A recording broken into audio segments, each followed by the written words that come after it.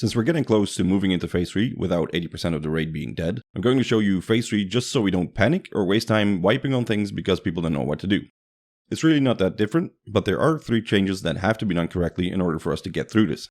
So first up, when phase 3 starts and the Shadowsteel horrors spawn, we press all the buttons: Bloodlust, Pots, and cooldowns. So make sure you have your cooldowns ready by then, since this is the only phase your boss damage actually matters.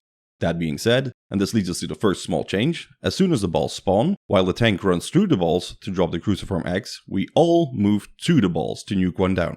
And when I say we, I mean everybody without Shadowsteel chains. Since for the second small change, the people affected with the edgy hula hoops move to the side furthest away from the line of balls, while still keeping their formation like they would in the middle of the room. That's also why the entire raid runs towards the balls so they don't get impaled by the spikes coming from the hula hoops when the axe lands on the tank. In short, our first change is nuke the boss with everything you've got, unless there's balls, in which case the entire raid moves to the balls to kill one. Our second change is our tank running through the balls, while the edgy hula hoops go away from the balls. As for the third change, which is equally simple enough, relates to the traps we drop on the edge.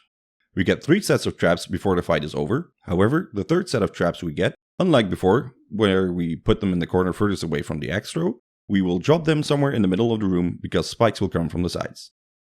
And that's it for the changes. Do all of this while still crossing over the tank spikes moving across the platform, and it's a kill. And remember that the only phase your DPS actually matters is phase 3, and that there's only one person in the entire raid who cares about your DPS or your parse. You. There are, however, 19 people around you who just want you to keep your ass alive long enough to actually kill the boss. See ya!